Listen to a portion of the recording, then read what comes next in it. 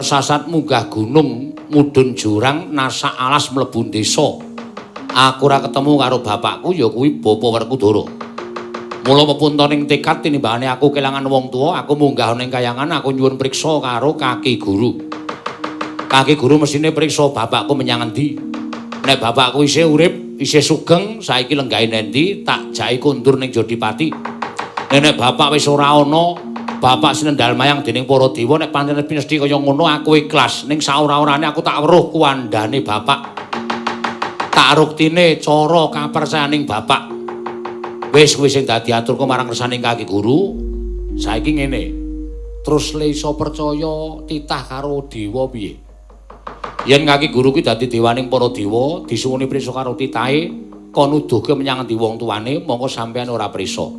Terus saya aku tak takon, kawaskitaning dewa menyang endi? Tanggung jawabe dewa sing dipasrahi karo sing gawe urip supaya niti priksa mobahmu sing titah nendi. Aku tak takon. Terus saiki aku tak takon karo sampeyan, panguwasaning dewa gunane nggo apa nek sampeyan ora iso tetulung marang titah? Aku kuwi titahmu lho, Kaki Guru. Aku kuwi titahing Kaki Bathara Guru ya Bathara Manikmaya. Monggo aku lagi nandhang kerepotan merga aku kelangan wong tuaku. Nek Kaki Guru iso nuduhke menyang didununge bapakku, Kaki Guru ora iso paring pangandikan menyang didununge wong tuaku ya kuwi Bapa Werkudara. Aku ora nrimakake tantrimane Antasena. Aku ora bakal bali marang Arcapada. Nek perlu taunana Windarana, aku bakal njiat karo Kaki Guru supaya nuduhake menyang didununge bapakku Bapa Werkudara. Kakang Rada kados pundi? Ya, mlajar mawon mlajar.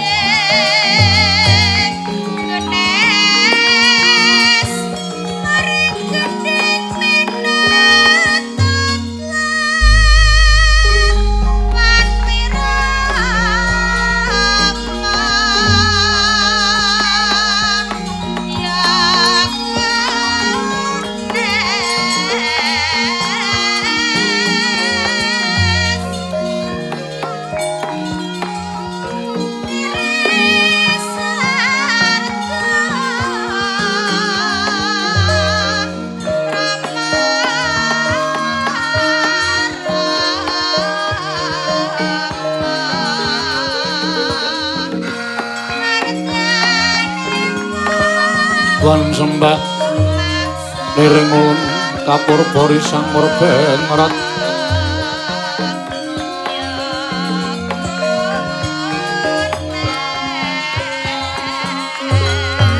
ning sahananing kang mrengkanang sing kasih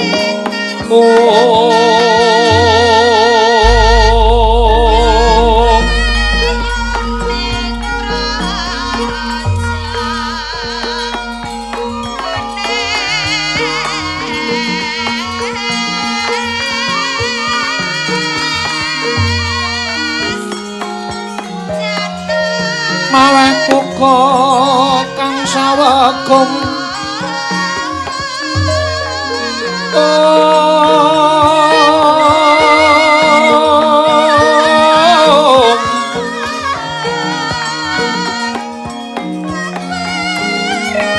sagung mring telahan yuang kanang mamujengo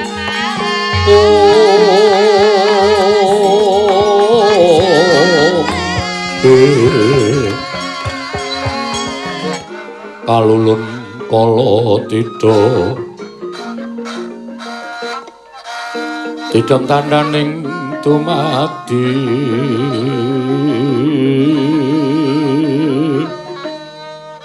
handayeng ratining karupan rupita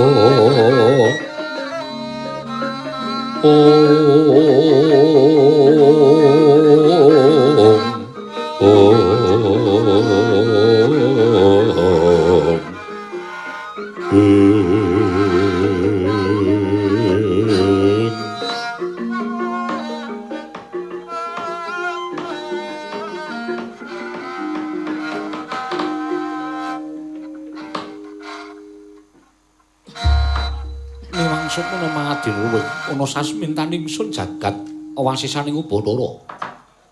Nun mangke Koko Prabu ndadosaken kejot raosing manahipun ingkang rayi Ndrawati sarawuh paduka ingkang boten cecala. Koko Prabu sasampunipun lenggah ingkang langkung prayogi parenga ingkang rayi ngaturaken pasegan panakrami kunjuk sandhapada paduka Kanjeng Koko Prabu. Koko Prabu ing Mandura, Koko Prabu Baladewa. Jagat wasisaning Ubathara wayaptura jagat Pathi Indrajala Dewaku. Ya, Yai Prabu. Wis dak tompasung paseganing Yai Prabu tumrapun Kakang lan sawaningipun Kakang saka negara ing Mandura tansah pinayunganing kawidadan nering sami kala praptaku. Kemareng aku ngaturake pudya pangastawaningipun Kakang kunjuk ngersaning Yai Prabu Kresna. Kula pun dicundhaka panglingga murda amawakana kabagyaning gesang kula. Mboten langkung kasekecakno anggen jeng nganti kula lenggah. Koko Prabu, ya Kresna. Kaya wis ora kurang prayoga praptanipun Kakang ning Praja Indrawati. Koko Prabu. Nadyan ingkang rayi pun sedyake ngaturaken sembah sumengkaping pangabektinipun ingkang rayi ing garba ruji. Kadangipun Kakang Dimas Tiyaki tak tampa. Ora liwat pangestunipun Kakang Tampanana. Lho pundi ingkang jimat paribeh. Dayanana ing kasantosan. Sinuwun kula ngaturaken bekti kula kunjuk sinuwun. Kakang Pati Udawa tak tampa tiba sepadha-padha. Mung pamujiku wae Tampanana, kula pundi ingkang jimat paribeh dayanana ing kasantosan. Mugi kasekecakno anggen jengandika lenggah diweji sembahan kula ing Mandura. Kakang Pati Udawa iya, kaya ora kurang prayoga praptaning Baladewa ning Praja Indrawati. Koko Prabu, sasampunipun lenggah ing langkung prayogi menawi dipun keparengaken kula badhe cumadhong dawuh menggah menapa ta sababipun dene rawuh paduka ingkang boten cecala ingkang saderengipun menawi kepareng kawedharing kathah tumunten kababarna nanging menawi wadi tumraping para kadang sentana monggo kula dherekaken manjing salebeting kedaton pepanggihan catur netra kelawan ingkang rayi Ndrawati Koko Prabu Baladewa kadangipun Kakang Yai Prabu dadake bombong penggalipun Kakang dene samengko Kakang Musti nimbalan ngaturake apa to kang dadi wigatine. Dene pun Kakang Mandura daya-daya sowan marang Praja Indrawati mongko tanpa cecala ingkang sepisan. Sebrata gedhene keluputaning pun Kakang nyuwun pangapura. Dene aku sowan ora cecala kelawan Yai Prabu Kresna. Nggih mboten dados menapa Koko Prabu. Dene tungkap ing angka 2. Sawanipun Kakang marang Praja Indrawati iki tetinju marang kararjaning Kulawarengsa ing Dwaraka. Klebu sira Yai lan garwa putra. Syukur Yai dene tansah pinayunganing kawidadan lan tansah nampa pengayomaning Hyang Mahanasa. Pun Kakang melu bungah ngaturaken panuwun ingkang tanpa pepindhan sedaya kala wau inggih saking pangestu paduka Kanjeng Koko Prabu ing Mandura. Dene ingkang sak teruse apa to sababe denipun Kakang sowan marang Praja Indrawati? Ngerti ya Kresna. Sowanipun Kakang marang Praja Indrawaka dina samengko mung kepengin nyuwun senjata pitulung kelawan kadangku Yai Prabu Kresna. Mengko suraos kados pundi Koko Prabu paring dawuh ing mekaten. Nyuwun senjata pitulung dhateng rayi paduka Indrawati. Menapa to ing kedah kula tindakaken lan wonten lampan menapa Koko Prabu? Yai. Ngerti ya? Watara wis ana sak candra etung klungganing dina samengko iki Negara Mandura kaya ketaman welak ing Jawata. Negara Mandura kaya ketaman pegebluk. Akeh para kawula ingkang esuk lara sore ketiwasan, sore lara esuk tekaning pati. Wis ora kurang pun Kakang nggone budidaya ngrawuhake para Brahmana winasis sewa sugata miyang para nimpuna supaya nambak rengkaning praja parandening katindakake gagar wigar tenantuk karya. Mangsa kala ingkang wis tak tetepake pun Kakang nglakoni semedi tarak brata. Kanthi laku sari narite sesemek ron Rajamala bebantal bata sarimbak. Ora kanthi kanyono-nyono. Jroning pun Kakang nglakoni prihatin mau ana sasmitaning dewa ingkang tak tampa. Lamun to negara Mandura bisa waluya nirmal temah jati. Negara Mandura bisa padhang kahanane lamun Nyai Kresna ingkang sabiyantu lawan Batripati pun Kakang. Koko Prabu. Piye? Ngemuti antawisipun Mandura lan Ndarawati menika kalih-kalih ngatunggal. Ndarawati inggih Mandura, Mandura inggih Ndarawati. Mila Batripatipun negari Mandura, Ndarawati kedah ngraosaken lan tumut uyung-uyungan nyengkuyung supados Mandura ketingal padhang. Kosok wangsulipun benjang menawi negari Ndarawati ketaman pepeteng. Koko Prabu sampun ngantos wisuh lumuh ngentasi perkara. Kuwi sing tak arepake. Mila ingkang menika daya-daya latri paring dawuh menggah menapa ing kedah katindakaken dening ingkang raying Ndarawati pun Kresna Koko Prabu. Yai, aja kaget. Sasmitaning Jawata ingkang tak tampa lumantar nggonipun Kakang nglakoni prihatin antara brata mau. Negara Mandura bisa waluya nirmala temah jati, jati temah mulya.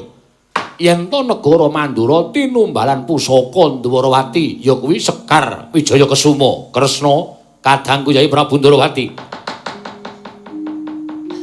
Ratune Ratu Tama Padhe-padhe leno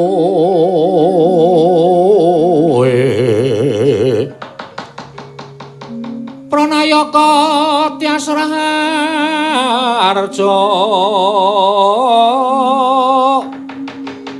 Panegare becik-becik Arandene tan dadi tali asing kala bentuk malah bangkit mangkenan dotra rupita kang ngripeti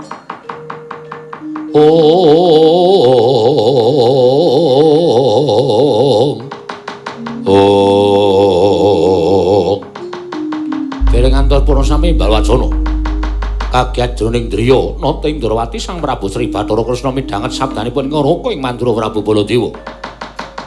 Parandening mangke datan mubah datan musik nata Ndarawati bingung bingleng penggalipun nata Kresna. Nyarengi geger njaba. Sami alok yen to ana nayaka ing mantun minggah madaning Datulaya galiah-galiah miyak Kang Samya sumiwa nenggih satreng ngrandu gumbala Bambang Antasena karya jingak Kang Samya mulat.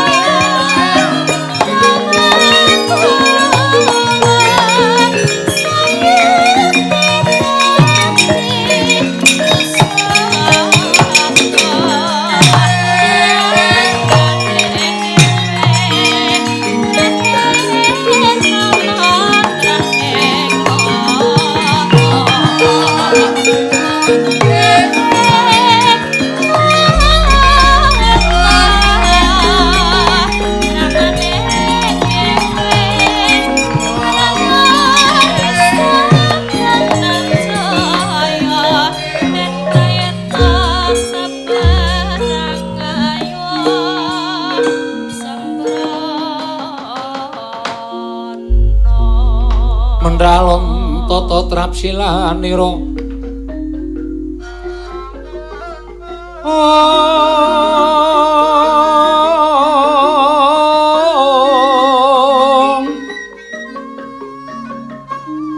ngacomaken astanira kalih astanira kalih pisan yen ngandika magawe pranta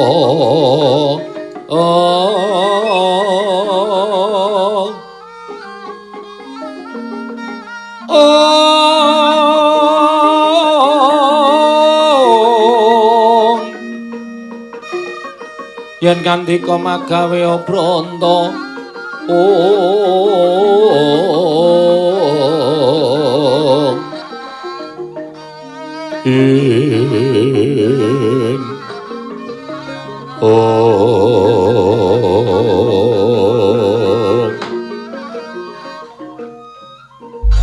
jagat wasaning Ubathara Kaka Prabu. Nggih. Dereng ngantos purna anggen kula nampi sabda pangandika paduka menika mboten pangling. Kados anak kula ing Randu Gombala pun Antasena ingkang sowan. Lho, lha kok dadi kadingaren temen? Antasena sowan marang Praja Indrawati. Mbok menawa ana wigati Kresna tumuli timbalana, apa wigatine dene Antasena sowan marang Praja Indrawaka? Kaka Prabu lenggah ing langkung mrayogi. Ya. Anak lanangane ndita bocah mursid. Isa mika dur mendhem jero karo wong tuwa aja mung kandhek ana ing pangucap nang kababaro dadi pakarti Antasena padha rareja sak pratamu nggih. Pangestune Pakde Jlitheng. Slamet tekaku aku ngaturke sembahku katur ya Pakde. Iya ya tak tampa pangestune awakmu tampanana. Ndak gegem dadekake jimat. Antasena padha rareja sak pratamu. Pakde Bule slamet tekaku.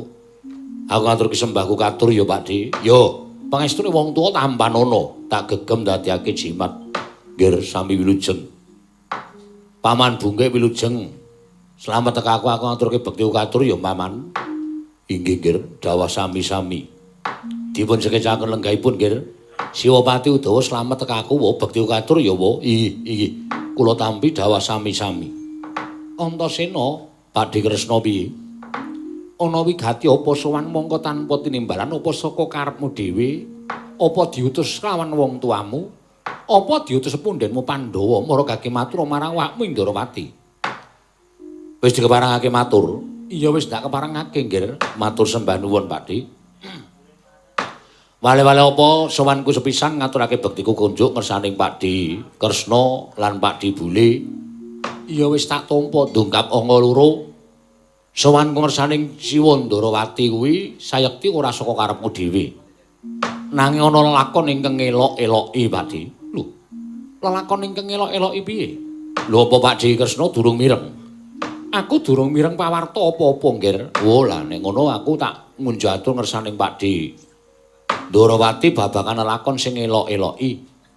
Ya kuwi Kanjeng Ibu Arimbi geger nangis merga nalika semana bapak kuwi tanpa kanyana-nyana ilang saka kasatriyan Jodipati.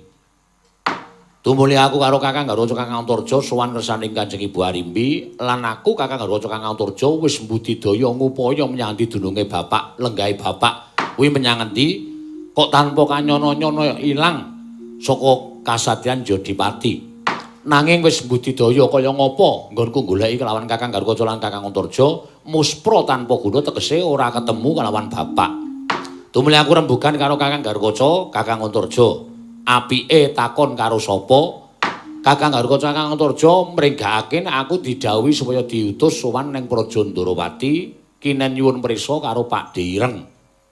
Bapak kuwi nek pancen isih sugeng lenggahe ning endi? Nek pancen bapak kuwi ilang merga pinulung dening para Jawata, aku tak munggah ning kayangan saora-orane aku tak meruhi kahanane bapak. Mbuh menyang kasuwargan apa menyang kawah Candra Dimuka sing wigati iso munjatung ngersaning Kanjeng Ibu Arimbi kahanane bapak saiki kepiye. Dadi sowanmu ana ing Praja Indrawati nanje kelawan bapakmu. Merga Siwa Ndrawati kuwi wis dianggep kaya dene pujangganing para Pandhawa. Pandhawa ngibarate kaya dene kreta lan jaran. Kusire Siwa Ireng, nek nganti Siwa Ireng ora iso nuduhake, nek nganti Siwa Kresna ora iso menehi maringi ngerti bapak kuwi menyang endi, aku ora nrimakake. Ora ana gunane panjenengan dadi suwing para Pandhawa, ora ana gunane panjenengan menika dadi pujangganing para Pandhawa. Wis, cukup semono sing dadi aturku.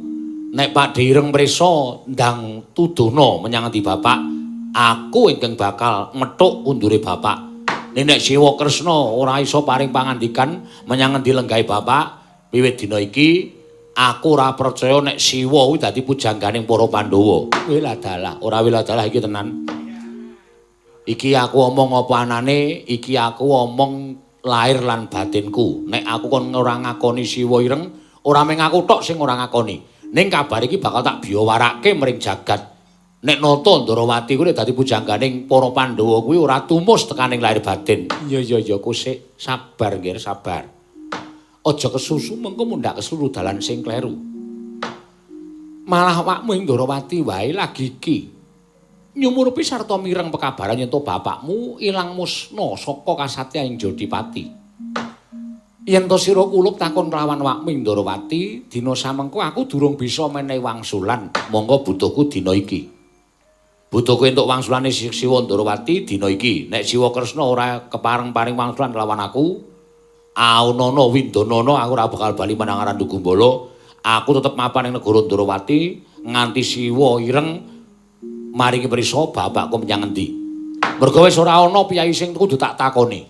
Upama aku takon karo Siwa Ngamarta, mesti wae Siwa Puntadewa malah ming sedih. Upama aku takon karo Paman Madukara, monggo Paman Madukara wis prisa. Lan Paman Madukara ya ora ngerti nyang endi ilange bapak.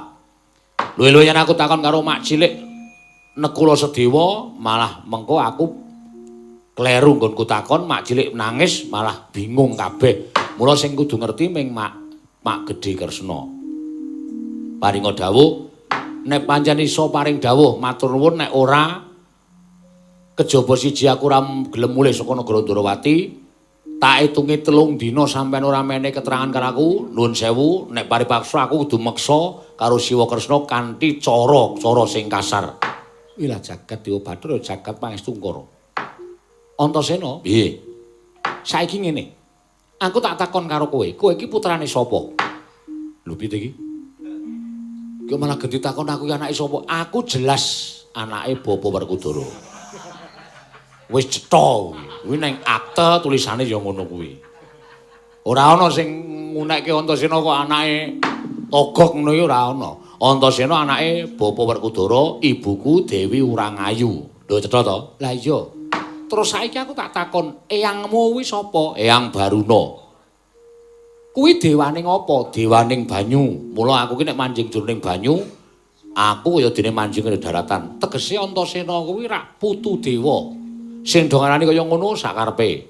Ning ya pancen bener aku iki putu dewa. Mongko Antasena kuwi wong lantip panggraitane. Titah ndugal kewarisan ning jagat kuwi mung eneng loro. Siji Wisanggeni, loro Antasena. Apa to disebabake sarta disebut ndugal kewarisan? Merga titah loro mau winong wong dening dewa lan diayomi dening dewane. Dadi satra ingkang wasis waskitheng ngesti.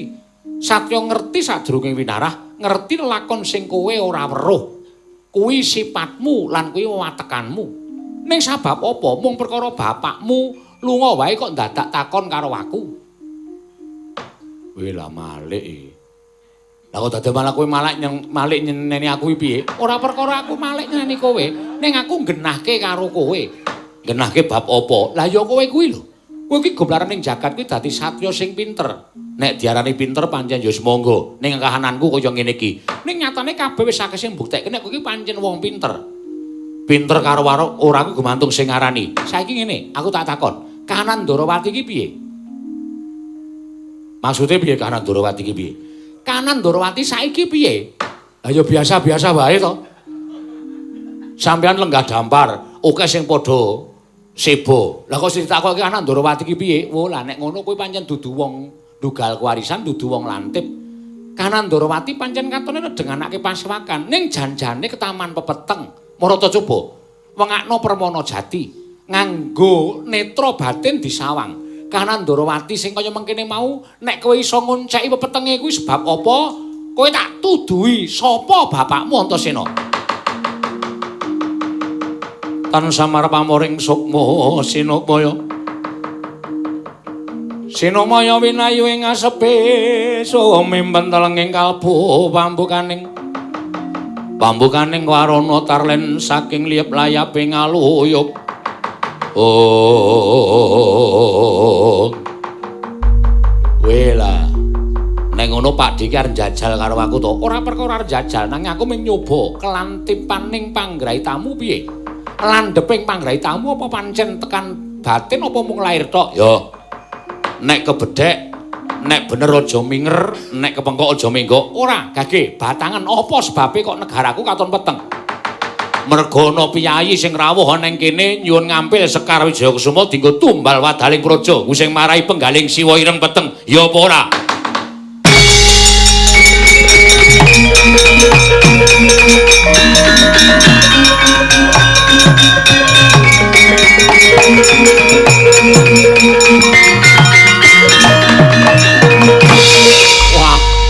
Maning jajalan Sukertani bawana iblis lanat. Wong ora melu-melu perkara lah kok dadi kesempyok ing aradan. Kowe nyebut Antasena. Yen to wong teka ning Project Ndorowati nyuwun ngambil Sekar Wijayakusuma ku sing marake penggalih Prabu Kresna peteng. Yen ngono kowe ngarani wakmu ing Mandura. Lah rak tenan to kriwikan dadi grojogan geguyon dadi tangisan. Piye Pak Dik? Tak borongake kelawan kowe Antasena. Oh, nek tok borong karo aku tegese kabeh Purwaisa ning astaning Antasena. Pasrahke karo kowe anakku nggene ngrandu Gumbala. Ora jeneng aku ngarani karo Pak D Bule. Ora jeneng aku ngarani ning apa sing dadi ature Antasena iki mau pancen kepara nyata. Bener, nanging kowe luput yen kowe ngarani aku suwijining wong kang dadi srana petenging Project Ndorowati. Aku iki kadang itu Yai Prabu Kresna. Aku iki kadang itu Yai Prabu Ndorowati apa ya memper yen aku sowan ana Project Ndorowati gawe peteng penggaling Yai Prabu Kresna. Ning nyatane penggaling Yai Sinuwun Prabu Kresna ngono kok Pak Dik. Nyatane penggalih Pak D ireng kaya ngono sing dirasake peteng mergo ngendikane Pak D nggone bakal nyuwun ngampir Sekar Wijayakusuma. Apa member ing atase pusaka kok mung arep dienggo tumbal. Tegese sampeyan mentala ngilangi Sekar Wijayakusuma sing dadi penguripane wong sak jagat sing durung winanci. Mung kanggo kebutuhan pribadi ya kuwi padhange negara Mandura. Wah, menungsa ora tataran. Malah mecang karo Baladewa. Kowe mulang karo Baladewa. Yen ngono cetha kowe bibiti perkara karo Baladewa. Aku ora bibiti nek ora didhawuhi karo Siwa Ireng. Ning gane aku didhawuhi karo Siwa Ndorowati ya nuwun sewu paripaksa aku wani karo sampean. Ora minggat glandang negara Baladewa. Menungsa ora tataran.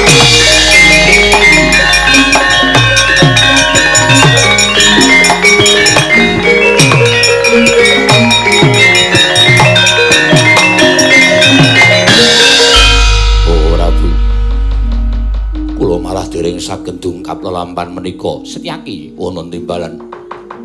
Mula-mula kulinakna nggunakna permana jati tegese netra batin. Luwe-luwe kowe Senopati. Aja mung nganggo netra walaka dimen.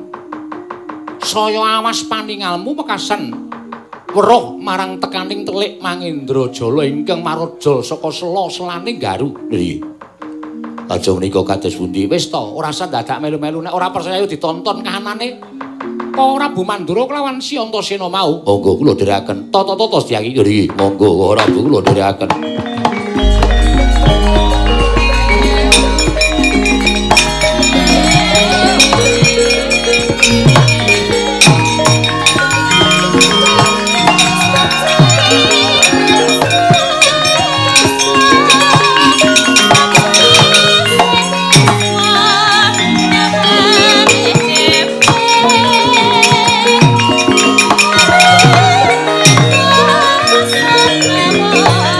Oh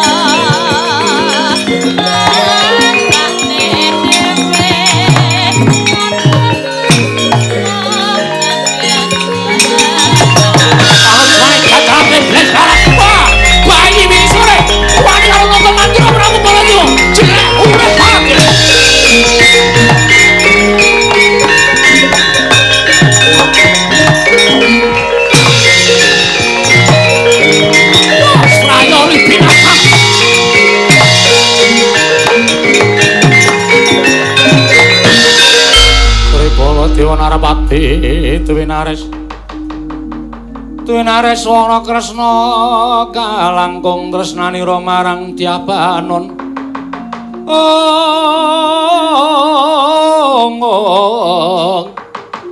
kalangkung tresnanira marang Dyabanon Cinawi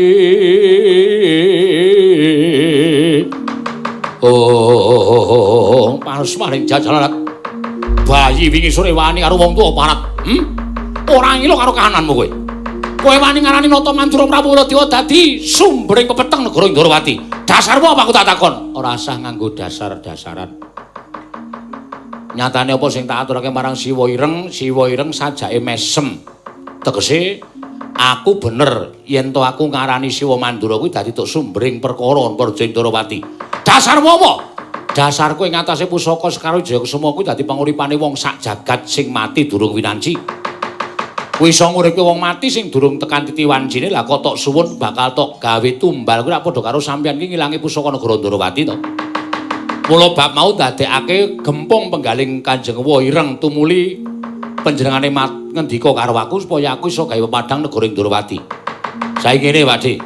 Rasa kowe kan gunung sing tanpa guna nek Pakde kuwi pancen tresna karo Siwa Ireng ora usah dadak kowe nggawa utawa mboyong wujuding Sekar Jayakusuma. Lho, yen aku ora mboyong Sekar Jayakusuma tegese kawulaku bakalan tek merga kuwi dadi kinarya nambak rengkaning praja ing Taman Pegeblok. Mbok golek tamba liyane. Golek tamba liyane ning aja pusaka. Merga Waireng bingung arep maringake mengko pusaka ilang merga minggu tumbal. Nek ora maringake ora penak penggali merga sing nyuwun kadange Werda tumuli utusan karo aku. Aku wis ngerti, aku wis paham karepe Kanjeng Waireng. Mula nuwun sewu nek paripaksa aku sing dadi pepalange Pakde Mandura. Lho, tegese kowe mepalange arepe Baladewa? Ya sing gedhe pangapuramu. Tegese kowe mepalange arepe Baladewa wangsula ya apa ora? Ya. Lah ngono. Mantep lek aku takon. Nek aku muni ya arep apa? Tegese kowe dadi mungsuhe Baladewa. Lho kok sik to? Aku ora arep kepengin mungsu-mungsuhan. Ning Pakde takon ngalah. Ora bakal malah. Ora bakal bali marang Praja Mandura durung mboyong Sekar Jayakusuma. Nek ora gelem bali, aku sing balekke. Lah, tegese kowe wani karo Baladewa? Ora. Ora arep wani. Nek sampeyan iki dijak kepenak-kepenak niki ling ngendika ya kepenak, bakale dadine ya kepenak. Nek sampeyan kungku bengok-bengok kaya ngono kuwi nuwun sewu lho. Winginane aku bareng napuki wong bengok-bengok lho. Mergo aku mangkel, dikon alus ora iso, bengok-bengok tapuki sandal. Apa aku kelakon arep napuki sing kedua kalinya? Lho piye? Tegese wani karo Baladewa. Nuwun sewu nek paripaksa aku wani karo Pakde Mandura. Yen pancen kowe iso ngangkai kuandaning Baladewa, kowe iso ngalahke Baladewa, menang kowe mundurke Baladewa. Ning kok sok baline, kowe ora iso menangke Baladewa, ora iso ngalahke Baladewa. Ana bocah nom tak ingel-ingel, yen perlu kandhane wong tuamu aku ora wedi. Rasah nyangkut bapak. Bapak lagi ora ana. Aku dhewe saguh nrenggalangi kridane Pakde Mandura. Gateng siramu. Nun sewu nek aku kurang ajar karo Pakde Mandura. Nun sewu Pakde.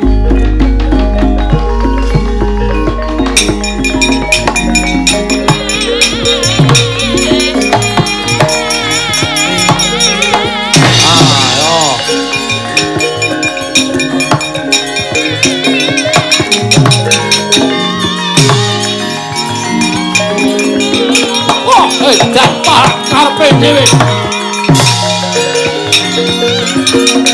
Aon pendok ati ae. Wah, dewa mesti pelek iki parah. Ora takon mati. Dene aku biasa kowe. Oke kowe yo, tanda. Oke kowe bolo dewa ora kepele parah.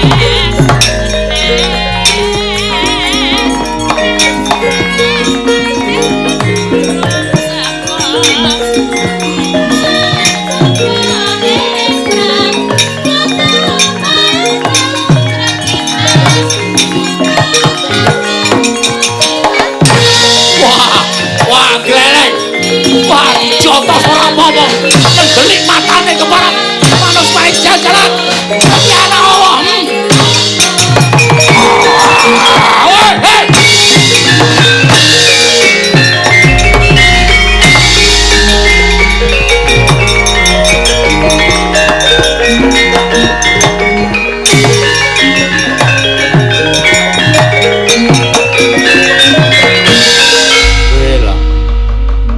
Sirku aku ndolani karo wong tuwa.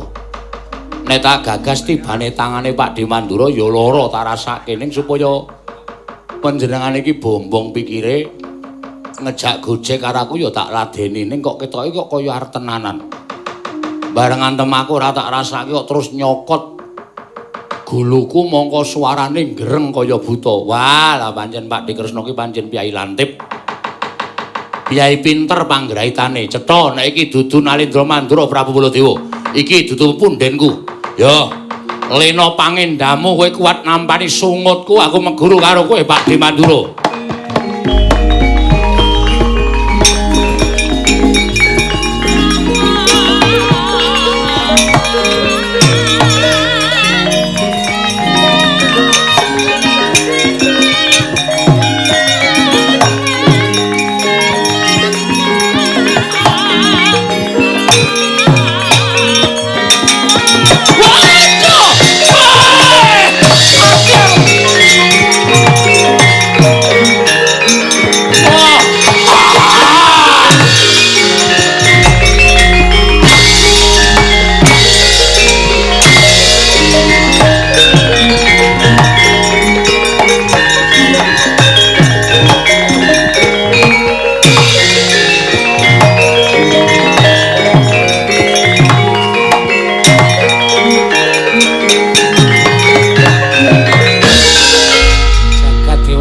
Jagat Pangestungkara. Iki sapa Antasena? Iki sing Memba Siwa Mandura. Aduh. Waduh. Cekap Raden, cekap cukup apa? Mula ora ana apa-apa ngerti-ngerti rawuh ning negara Ndarawati nyuwun ngambil Sekar Wijaya Kesuma. Dilalahi kok padhireng kok lantip panggraitane. Rasaku kok ora penak. Mula tumuli aku dawuh karo kowe, tak kon madhangi kahanan Ndarawati, ya iki sing tak karepake. Waduh sinuwun, kula nyuwun gesang. Jaramaya inggih. Sapa Pak Dik? Jaramaya. Wong endi? Lho. Iki wadyabalane Betari Durga. Wo, lah set. Waduh. Wadyabalane Durga to. Iya Antasena. Nek ngono kancane Permoni. Iya. Oh. Waduh.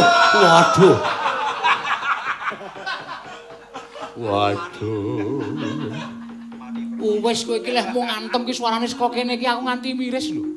Sirah ditoto suarane mak klothak. Waduh. Nek karo Bathara Kala iki wadyabalan. Aduh. Urung.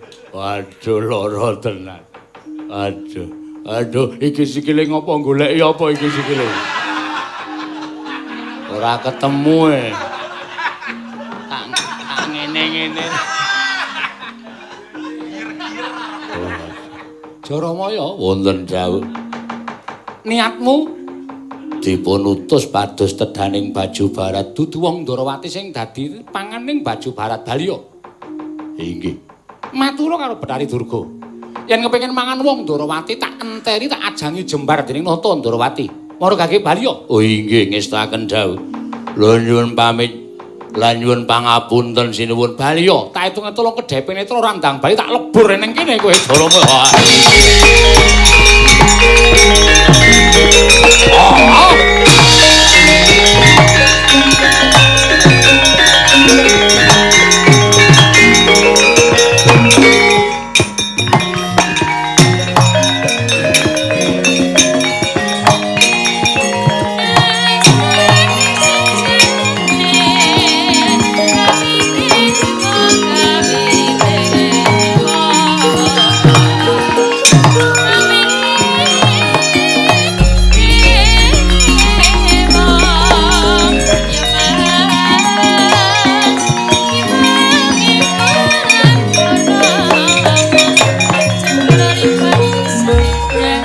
Kacarian putra lamun kawekasan yeka wisanggeni maya Wisnu Pradenta. Oh di apa Mau Pakde janji karo aku. Janji perkara sing endi? Antasena nek kowe iso madhangke kanan Ndorowati, kowe tak nek ngerti bapakmu. Gandeng saiki Jaramaya sing Sesinglanata Mandura wis padhang lan wis bali, tegese Ndorowati wis padhang. Wis. Lah saiki aku nagih janji. Lho, janji sing endi? Sing sampean ra wis ngendika to, nek kowe iso gawe padhange negara Ndorowati, kowe tak weni ngerti bapakmu. Saiki Jaramaya wis bali, wis padhang, aku nagih janji. Janji sing ngendi? Kowe mau ra ngendika to? Ngendika apa? Nek kowe iso gawe padhang kanan negara Ndorowati, kowe tak weni ngerti bapakmu. Oh, bab kuwi to? Heeh. Antasena, piye? Yen kowe takon karo aku kuwi wis ora kleru wong. Wah, jan alhamdulillah. Tegese seneng atiku. Aku adoh tenan lho sukun Jodipati tekan Ndorowati. Panjenengan ngendika kaya ngono kuwi maces kaya Siram Tirta Wayu Sewindu. Wis, ndang ngendika. Bapakku nendi? Apa isih sugeng apa wis ora ana? Nek isih sugeng tak parane tak jake kundur, nek wis ora ana kuwandane tak ruktine sak tataning panembahing bapak. Antasena, piye? Ngerti ya? Mung sekliwah nggonku bakal menehi ngerti kelawan kowe lan rungokno ingkang kanthi terwaca. Ayo, siap. Ngerti ya takon karo Nata Ndorowati, yen kowe takon bapakmu menyang endi, wangsul. Yes. Ya mak cilik. Des mawon. Hus. Nyatanipun dinteni kok ndendane ming ora ngerti jroning omongan akeh mau. Gunane apa? Lah iya senengane kok. Lah terus piye nek sampean ora ngerti? Lah wong aku ora ngerti tenan kok aku kon kudu piye? Sampean ki titis dewa. Dewa sapa? Dewa sapa? Sang Hyang Bathara Wisnu. Kuwi rak pengaran-arane wong. Aku rak ora rumangsa dadi titising dewa. Tur aku ki ya menungsa lho Antasena. Aku ya menungsa. Arep aku titis dewa, ning aku mung menungsa lumrah kedunungan ina lali salah apes lan mati. Nadan wong arani Nata Ndorowati wong pinter, ngerti sadurunge winarah. Neng ora saben perkara aku bisa ngudari, ora saben perkara aku iso ngerteni. Merga kabisane menungsa kaya aku kuwi winates. Wis. Entek anggere sampean wis ngendika ngene iki akeh banget iki terus aku kaya wis bundel pikiranku. Lah terus aku kudu piye, Pakde? Lah nek cara aku nek aku dadi kowe, wong kowe kuwi titah ndugal kewarisan. Takon ya aja ning Nata Ndorowati. Takon kuwi sisan gawe sing padha prisa tenan. Lah sing ngerti sapa? Lho dewa no. Dewa. Dewa? Iya. Dewa sapa? Suralaya. Sang Hyang Bathara Guru disuwuni prisa. Merga Sang Hyang Manikmaya kuwi ngerti mobahmu sing titah. Aja kok mobahmu sing titah. Kutu-kutu Walangataga wae jinaring ana ing panguwasaning para dewa. Nek kowe munggah ning kayangan takon Bathara Guru. Nek Bathara Guru ora ngerti, lah kowe ngamuk kuwi wangun. Lah nek kowe ngamuk ning Ndorowati ki ora wangun, padha-padha titah kok. Ya Setyaki ya, kirangan. Oh lah. Kowe kok ora kompak karo aku? Panjenengan ya ora positif. Setyaki omongane kok dileweran. Kayangan ya, Dik. Lah iya. Aku munggah ning kayangan. Nek engko Bathara Guru ora ngerti, dipeksa dijiat piye carane supaya ngerti. Kena ora percaya karo Bathara Guru, merga Bathara Guru nek nganti ora ngerti tegese ora wangun dadi dewaning para dewa. Iki aku mung menehi nganu lho, apa jenenge iki pamrayoga lho, ora kok aja-aja kuwi ora. Oh iya. Ya wis aku tak mangkat ning kayangan. Liwat ngendi? Ah liwat dalan. Kapan-kapan senggel karo aku ya. Hahaha. Guyu maneh. Mangkat to Antasena? Ya, tak golekane bapak. Nek Pakde ora prisa wangi-wangon aku goleki bapak ya, Pakde. Iya, aku mesti mbudidaya ngewangi-wangi kanthi sarana puja semedi. Nenuwun marang panguwasaning Dat Kang Murwengdat, muga-muga bapakmu enggal bali marang Jodipati. Ya, aku tak sowan ning kayangan dina iki. Kakang Narada. Kakang Resi Kanika Putra. Ah, perkencang warudaya. Pak Pong, Bu Boleng kali cedhe sapa sing gawe? Punapi, Di? Sampun ngantos kaget. Penggalipun Kakang Resi Narada krana namung Kakang Narada ingkang ulun timbali wonten ing Bali Martya Kundha Manik mboten wonten jawata sanesipun. Sayekti namung badhe kula suwuni priksa Kakang. Dalang mangkene panjenengan menika dewaning para dewa. Panjenengan menika dados nalindraning para dewa nanging sabab menapa?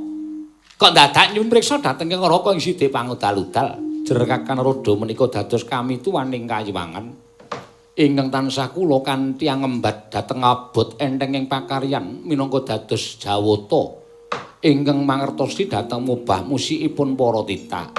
Inggih. Lajeng para paduka Adi Prabu Bathara Guru badhe dangu menapa Di? Kakang Narada, punapi? Mboten sanes kejawi namung kawontenan wonten ing jagat. Monggo sareng kula titih priksa mboten wonten lemah sangar kayuwaing pandhita tapa lan sak panunggalanipun teka kahanan kayiwangan dados gara-gara kados mekaten menika Kakang sampun mboten kirang-kirang anggen kula nilingaken paningal niti priksa dhateng mubah musikipun para titah nanging mboten wonten ingkang mrengkang dhateng pernataning kadewatan mboten wonten ingkang wantun dhateng para jawata. Nanging sabab menapa teka wonten hawa panas ing kados mekaten menika Kakang Narada. Dalah. Nembe kemawon kula badhe munjatna paduka Adi Prabu Bathara Guru babagan hawa benter ingkang sumundul wonten ing awiyat. Kula piyambak gumun teka mboten wonten satunggiling pandhita tapa menapa dene Nalindra ingkang wantun minggah wonten ing kayiwangan, menapa dene satriya ingkang lereh dhateng kasatriyanipun lemah sangar kayuwaing. Ewadene kawontenan kayiwangan lah kok sumuhipun kados mekaten menika. Estunipun ing Raka namung badhe munjuk atur lan badhe nyuwun priksa dhateng Pak Paduka Adi Prabu Bathara Guru. Nanging teka paduka tumuli nimbali dhateng Raka ing Sidhe Pangudal-udal lan mundhut priksa babagan perkawis menika. Kula nuwun pangapunten lho, Di. Menawi paduka ndanggu babagan perkawis menika blaka suta kemawon, kula mboten mangertos sabab jagat katingal ning sarta mboten wonten wartos menapa-menapa lan boten wonten kedadosan menapa-menapa teka kawontenan kados mekaten menika kula piyambak gumut Di menika dayanipun menapa Adi Prabu Bathara Guru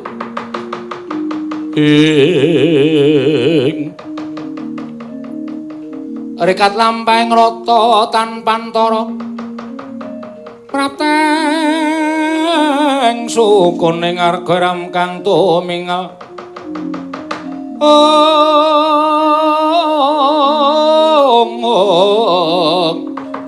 Iram kang tumingal deng-deng saengga praja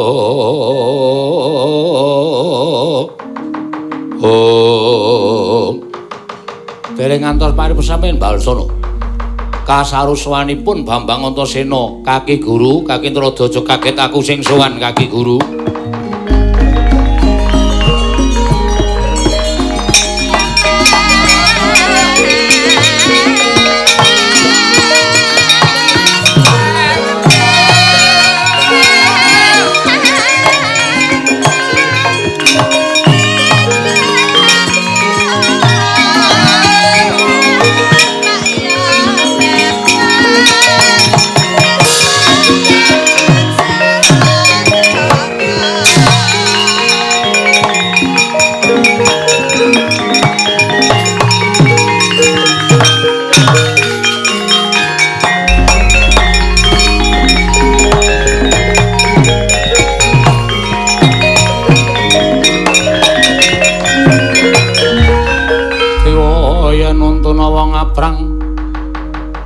yen untuna wong aprang kasangsaran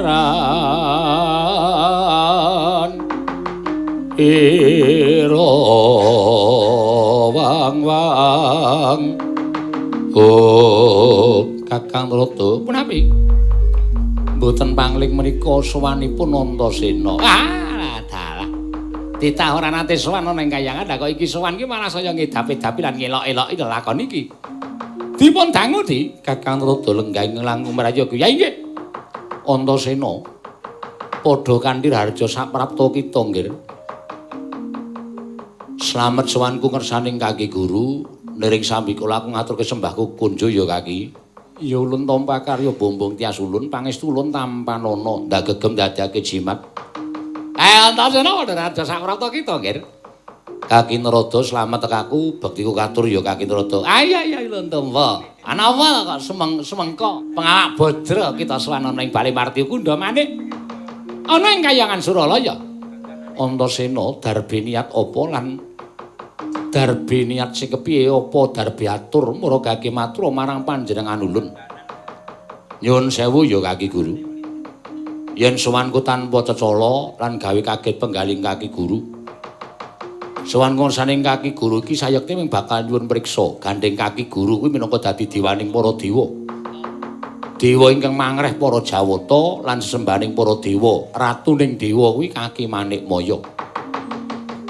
Mula ora aneh yen Kaki Guru kuwi ngerti marang mobamusi ing titah sing mapan ana ing jagat. Aja tekok mobamusi ing titah nadyan kutu-kutu walang atoga wae jinaring ana ing panguwasaning Kaki Manikmaya.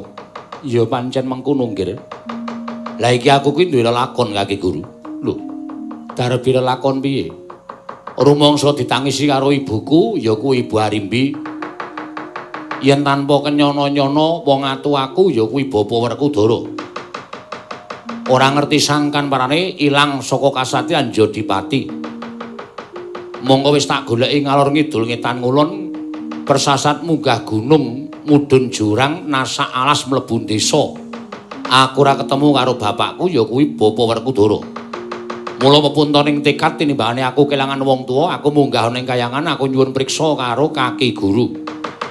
Kaki Guru mesine priksa bapakku menyang endi. Nek bapakku isih urip, isih sugeng, saiki lenggahe endi, tak jake kundur ning Jodipati. Nek bapak wis ora ana, bapak sinendal mayang dening para dewa, nek pancen pinesti kaya ngono aku ikhlas. Ning saora-orane aku tak weruh kuwandane bapak. Tak ruktine cara kapercayaning bapak. Wis kuwi sing dadi aturku marang kersaning Kaki Guru. Aku ngenteni wangsulane pengendikaning Kaki Guru. Bapakku nendi, urip apa mati? Kakang Narada kados pundi, Kakang? Wah, Alah, menika awrat di awrat. Nyatanipun lah, sakmenika ngaturke mawon Adi Guru prisa menapa mboten? Lah prisa dipun tedahaken wonten pundi dunungipun Werkudara? Nanging ora mboten prisa, nggih sampun blaka suta kemawon. Kakang Narada prisa menapa mboten?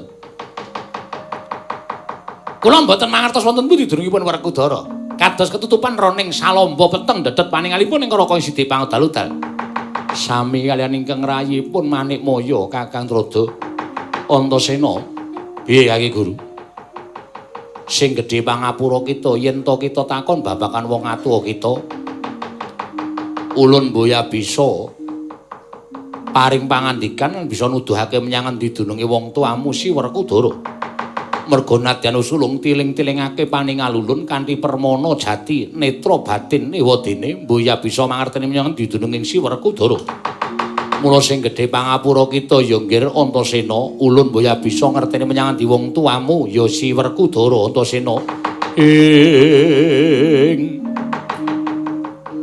Jaja muntap lirik natap duka yayasinepe netra kocak ngundar andir.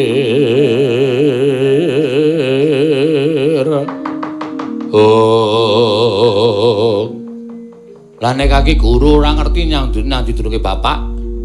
Saiki ngene. Terus le iso percaya titah karo dewa piye? Yen Kaki Guru kuwi dadi dewaning para dewa, disuwuni prisa karo titahe kon nuduhke menyang endi wong tuane, mongko sampean ora prisa. Terus saya aku tak takon, kawaskitaning dewa menyang endi? Tanggung jawabe dewa sing dipasrahi karo sing gawe urip supaya niti priksa mobahmu sing titah nendi. Aku tak takon. Terus saiki aku tak takon karo sampean, panguwasaning dewa gunane nggo apa nek sampean ora iso tetulung marang titah? Aku kuwi titahmu lho, Kaki Guru. Aku kuwi titahing Kaki Bathara Guru ya Bathara Manikmaya. Monggo aku lagi nandhang kerepotan merga aku kelangan wong tuaku. Nek Kaki Guru iso nuduhke menyang didununge bapakku, Kaki Guru ora iso paring pangandikan menyang didununge wong tuaku ya kuwi Bapa Werkudara. Aku ora nrimakake tantrimane Antasena. Aku ora bakal bali marang Arcapada. Nek perlu taunana Windanana, aku bakal njiat karo Kaki Guru supaya nuduhake menyang didununge bapakku Bapa Werkudara. Kakang Narada kados pundi? Ah, mlajar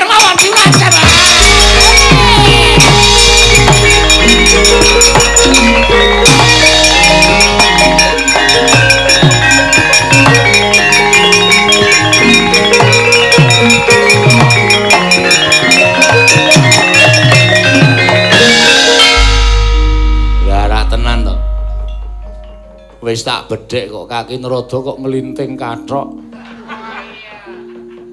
Jarike diuwel-uwelke lho. Bareng tak takoni aku kudu tanggung jawab piye. Oh, mlajar. Apa aku wis medeni apa ya? Apa aku wis gilani karo kaki guru karo kaki Narada ing atase disowani Antasena lah kok dadi malah aku kok iso gawe suwung kayangan Suralaya. Lah kene ora tak oyak malah engko tekan dindi kabare malah jenengku elek. Kaki guru mandhek aku ora arep piye-piye aku mung njaluk sampeyan nuduhke nyang ndi dununge bapakku kaki guru.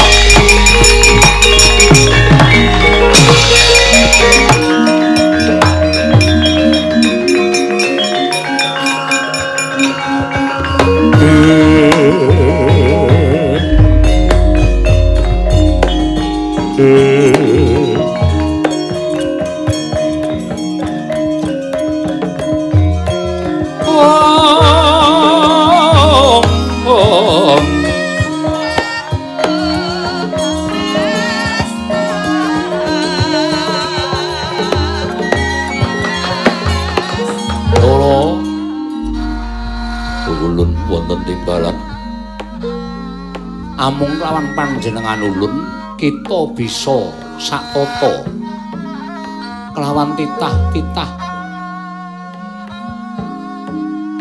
ngatonake tata krama dadosaken kagiat ana sing manahipun ingkang putra liwah ingkang wayah dene kula katimbalan sowan ngersa paduka wangadi ulun. Nalika kita nampa kawruh panunggal, kawruh pasampurnan saka panjenengan ulun, sayekti ana waing kawruh ing wis ulun paringake kelawan jeneng kita. Kawruh panunggalan kawruh kasampurnan sayekti dadi gegaran nggon kita netepi kelawan darmaning kasatriyan.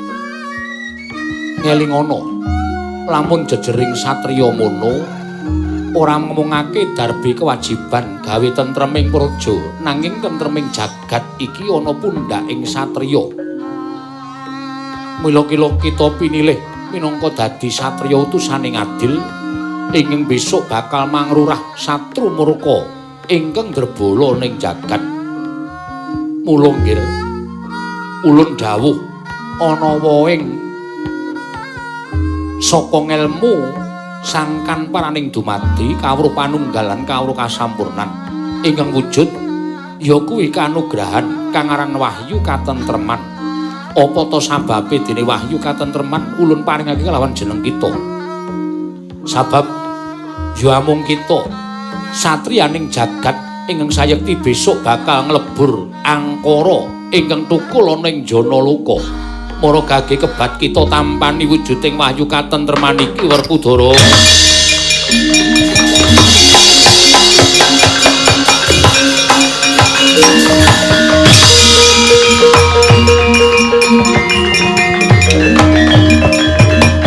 Remara remangus wamyung ambreng kadi karunaning kaswasih dosang Gandawastratmaja ing sawise kita nampa wahyu katentreman kebat kita bali marang kasatriyan utawa marang negara Ngamarta. Kados pun yakin kula badhe wangsul wonten ing alam padang pukulun jernyatanipun dumugi mriki kula boten ngertos marginipun. Amung paduka ingkang saged nedahaken margi kula wangsul dhateng kewajiban kasatriyan. Tingkemna netra kita sak kedheping netra kita wis prapteng negara Ngamarta Werkudara.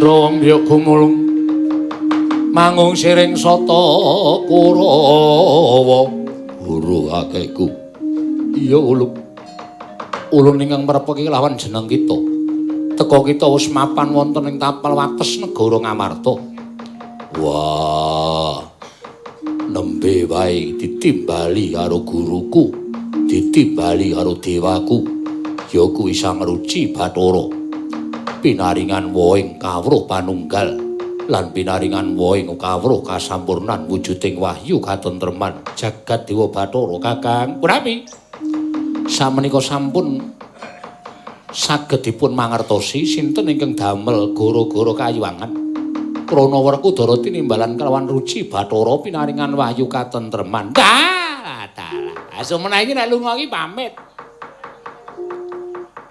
anakmu Antasena gawe geger kadewatan. Wah, caitan.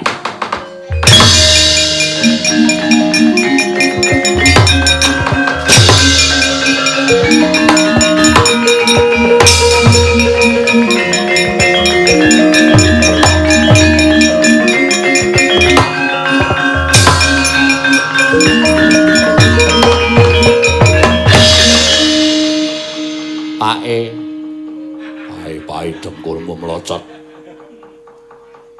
Kowe gawe geger kadiwatan. Kowe gawe playune Bathara Guru arep Bathara Nrata. Sik, Pak, ana tekek. Ya, men.